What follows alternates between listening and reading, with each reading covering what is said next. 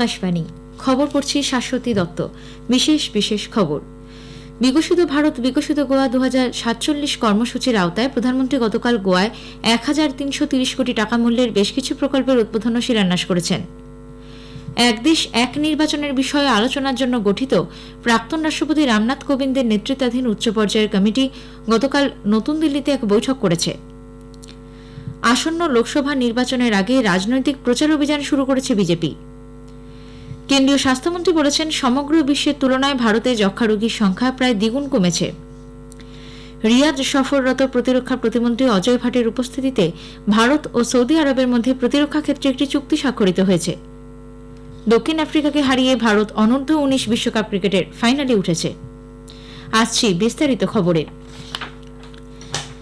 বিকশিত ভারত বিকশিত গোয়া 2047 কর্মসূচির আওতায় প্রধানমন্ত্রী গতকাল গোয়ায় 1330 কোটি টাকারও বেশি মূল্যের বিভিন্ন প্রকল্পের উদ্বোধন ও শিলান্যাস করেছেন।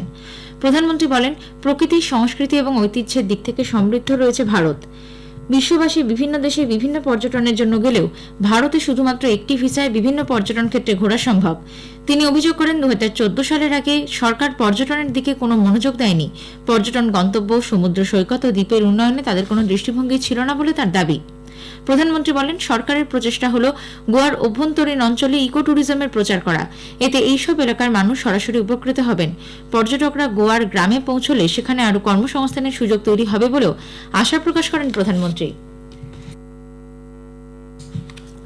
এক দেশ এক নির্বাচনের বিষয়ে আলোচনার জন্য গঠিত উচ্চ পর্যায়ের কমিটি গতকাল নতুন দিল্লিতে এক বৈঠক করে। প্রাক্তন রাষ্ট্রপতি রামনাথ কোবিন্দের নেতৃত্বাধীন এই কমিটি 3টি রাজনৈতিক দল সিপিআইএম, তৃণমূল কংগ্রেস ও সমাজবাদী পার্টির প্রতিনিধিদের সঙ্গে এ ব্যাপারে আলাপ আলোচনা করেন। সিপিআইএমে 3 সদস্যের প্রতিনিধি দলে ছিলেন সীতারাম ইয়েচুরি, নীলোৎপল বসু এবং মুরলীধরন। অন্যদিকে তৃণমূল কংগ্রেস 2 প্রতিনিধি সুদীপ বন্দ্যোপাধ্যায় ও কল্যাণ বন্দ্যোপাধ্যায় এ ব্যাপারে তাদের মতামত কমিটির সামনে তুলে ধরেন। সমাজবাদী পার্টির 2 প্রতিনিধিকে কে শ্রীবাস্তব এবং হরিশচন্দ্র সিং যাদব সারা দেশে একই সঙ্গে ভোট গ্রহণের ব্যাপারে তাদের দলের অবস্থান জানান। আসন্ন লোকসভা নির্বাচনের আগে বিজেপি রাজনৈতিক প্রচার অভিযান শুরু করেছে। দলের সরকারি সোশ্যাল মিডিয়া হ্যান্ডেলে 8টি ভারতীয় ভাষায় এই সংক্রান্ত একটি ভিডিও প্রকাশ করা হয়েছে। এতে নরেন্দ্র মোদী সরকারের গত 10 বছরে বিভিন্ন উন্নয়নমূলক সাফল্যকে তুলে ধরা হয়েছে। প্রধানমন্ত্রী নরেন্দ্র মোদী তার সোশ্যাল মিডিয়া অ্যাকাউন্টে এই ভিডিওটি শেয়ার করেছেন। নির্বাচন কমিশন অজিত পাওয়ারের গোষ্ঠীকে প্রকৃত ন্যাশনালিস্ট কংগ্রেস পার্টি এনসিপি হিসেবে স্বীকৃতি দিয়েছে। দলের প্রতীকও পেয়েছেন তারা। বিধানসভায় সংখ্যাগরিষ্ঠতার ভিত্তিতেই কমিশনেরই সিদ্ধান্ত। নতুন নামের জন্য শরদ পাওয়ারের নেতৃত্বাধীন গোষ্ঠীকে আজ বেলা 3টের মধ্যে পছন্দের 3টে নাম জমা দেওয়ার নির্দেশ দিয়েছে কমিশন। মহারাষ্ট্রের উপমুখ্যমন্ত্রী অজিত পাওয়ার নির্বাচন কমিশনের এই সিদ্ধান্তকে স্বাগত জানিয়েছেন। এনসিপির জাতীয় সভাপতি হিসেবে তাঁর এই বার্তা এক্স হ্যান্ডেলে পোস্ট করেছেন তিনি। রাজ্যসভার সাংসদ, এনসিপির কার্যকরী সভাপতি প্রফুল্ল প্যাটেলও কমিশনের এই সিদ্ধান্তে সন্তোষ প্রকাশ করেছেন। পশ্চিমবঙ্গে নিয়োগ দুর্নীতির সিবিআই ইডি তদন্তের মধ্যে লোকসভায় গতকাল পাশ হয়েছে সরকারি পরীক্ষায় অনিয়ম প্রতিরোধ বিল 2024। এতে সরকারি নিয়োগ পরীক্ষায় অসৎ উপায় অবলম্বন এবং অনিয়মের জন্য সর্বোচ্চ 10 বছরের কারাবাস এবং 1 কোটি টাকা পর্যন্ত জরিমানার সংস্থান রয়েছে। Public examinations prevention of unfair means নামে এই বিলটি সভায় তিনি জানান, মেধাবী পড়ুয়া এবং চাকুরি প্রার্থীদের স্বার্থ রক্ষা করতেই এই বিল আনা হয়েছে। বিরোধী সদস্যরা কিছু সংশোধনী আনলেও তা খারিজ হয়ে যায়। মন্ত্রী বলেন, ছাত্রছাত্রী এবং চাকুরি প্রার্থীরা প্রস্তাবিত আইনের আওতায় আসবেন না। পরীক্ষায় অনিয়ম ঠেকানো এবং সংগঠিত অপরাধ চক্র নিয়ন্ত্রণ করাই এর লক্ষ্য। জম্মু কাশ্মীর তপশিলি জাতি ও উপজাতি আদেশনামা সংক্রান্ত সংবিধান সংশোধনী বিল দুটিও লোকসভায় অনুমোদিত হয়েছে। তপশিলি জাতি সংক্রান্ত বিলে বাল্মীকি সম্প্রদায়কে চূড়া, বাল্মীকি, ভাঙ্গি এবং মেহতা সম্প্রদায়ের নাম হিসেবে যোগ করা হয়েছে। অন্যদিকে পাহাড়ি জনগোষ্ঠীকে জম্মু কাশ্মীরে তপশিলি উপজাতি হিসেবে তালিকাভুক্ত করার জন্য আনা হয়েছে অপর সংশোধনী বিলটি। এর উপর বিতর্কের জবাবে সামাজিক ন্যায় ও ক্ষমতায়ন দপ্তরের মন্ত্রী ডক্টর বীরেন্দ্র কুমার তপশিলি জাতি এবং আদিবাসীদের উন্নয়নে সরকারি গৃহীত বিভিন্ন পদক্ষেপ সবিস্তারে তুলে ধরেন। আদিবাসী বিষয়ক মন্ত্রী অর্জুন মুন্ডা জানান, কাশ্মীর থেকে কন্যাকুমারী সর্বস্তরের মানুষকে সুবিধা দেওয়াই নরেন্দ্র মোদী সরকারের লক্ষ্য। মধ্যপ্রদেশের রাজ্যপাল মঙ্গুভাই প্যাটেলের অভিভাষণের মধ্যে দিয়ে রাজ্য বিধানসভায় আজ বাজেট অধিবেশন শুরু হচ্ছে, চলবে 19 ফেব্রুয়ারি পর্যন্ত। এই অধিবেশনে মোট 9 বার সভা বসবে। তবে পূর্ণাঙ্গ বাজেটের পরিবর্তে সরকার এই অধিবেশনে অন্তর্বর্তী বাজেট পেশ করতে চলেছে বলে সূত্রের খবর। মুখ্যমন্ত্রী মোহন যাদব বিধানসভায় তার দপ্তর সম্পর্কিত প্রশ্নের উত্তর দেওয়ার জন্য 7 মন্ত্রীকে দায়িত্ব দিয়েছেন। উল্লেখ্য, মোহন যাদবের নেতৃত্বে গঠিত বিজেপি সরকারের এটি প্রথম বাজেট অধিবেশন। ত্রিপুরায় মন্ত্রিসভার বৈঠকে মুখ্যমন্ত্রী জন আরোগ্য যোজনা চালু করার জন্য অনুমোদন দেওয়া হয়েছে। রাজ্যের পর্যটন মন্ত্রী সুশান্ত চৌধুরী গতকাল সাংবাদিকদের কথা জানিয়ে বলেন, এর মাধ্যমে রোগীরা নগদহীন কাগজহীন স্বাস্থ্য বীমা সুবিধা পাবেন। এই প্রকল্পের অন্তর্ভুক্ত প্রতিটি পরিবার বছরে 5 লক্ষ টাকা পর্যন্ত স্বাস্থ্য বীমা সুবিধা পাবে বলেও জানিয়েছেন তিনি।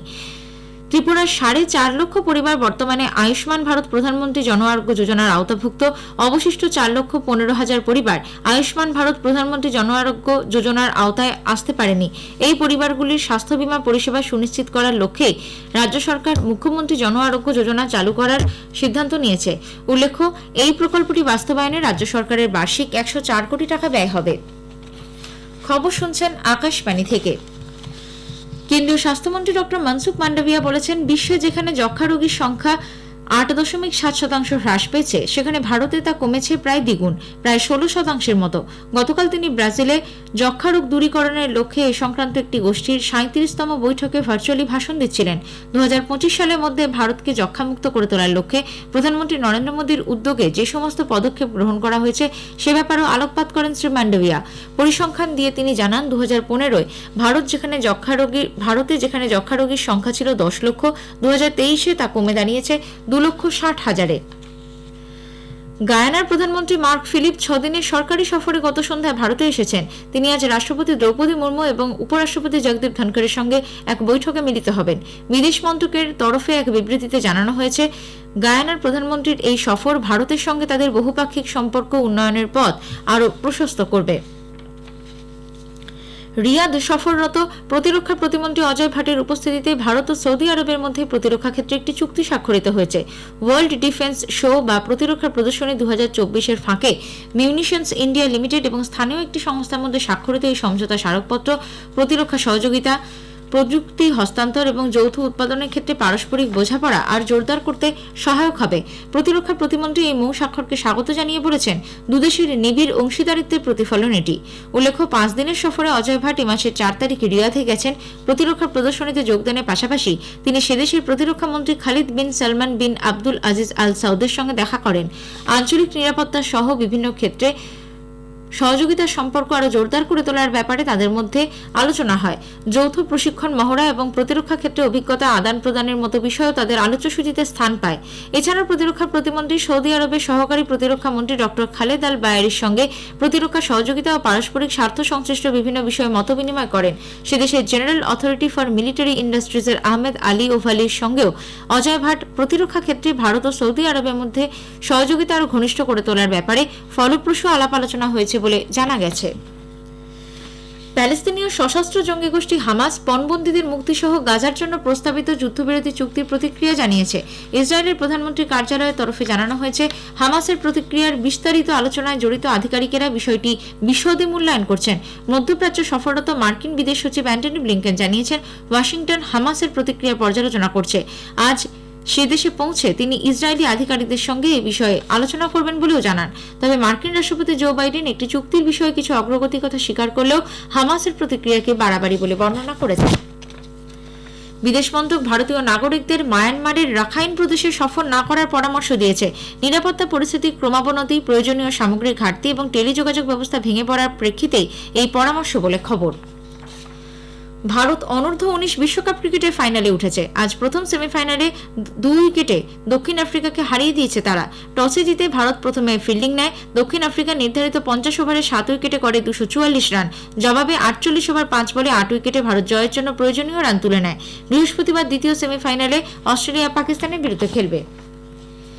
বেলজিয়ামের সোফিয়ায় আয়োজিত 75তম আন্তর্জাতিক বক্সিং টুর্নামেন্ট স্ট্রানজা 2024-এ ভারতের সচিন ও সাগর কোয়ার্টার ফাইনালে উঠেছেন। গত সন্ধ্যায় সচিন উজবেকিস্তানের ফাইজভ কুদয়নাজারকে 3-2 পয়েন্টে এবং সাগর এক পেশি ম্যাচে লিথুয়ানিয়ার জোনাস জাজেফিসিয়াসকে 5-0 পরাজিত করেন। শেষ করার আগে খবরের বিশেষ কিছু অংশ আরও একবার। বিকশিত ভারত বিকশিত গোয়া 2047 কর্মসূচির আওতায় প্রধানমন্ত্রী গতকাল গোয়ায় 1330 কোটি টাকা মূল্যের বেশ কিছু প্রকল্পের উদ্বোধন ও শিলান্যাস করেছেন। এক দেশ এক নির্বাচনের বিষয়ে আলোচনার জন্য গঠিত প্রাক্তন রাষ্ট্রপতি রামনাথ কোবিন্দের নেতৃত্বাধীন উচ্চ পর্যায়ের কমিটি গতকাল নতুন দিল্লিতে এক বৈঠক করেছে। খবর এখনকার মতো শেষ হলো।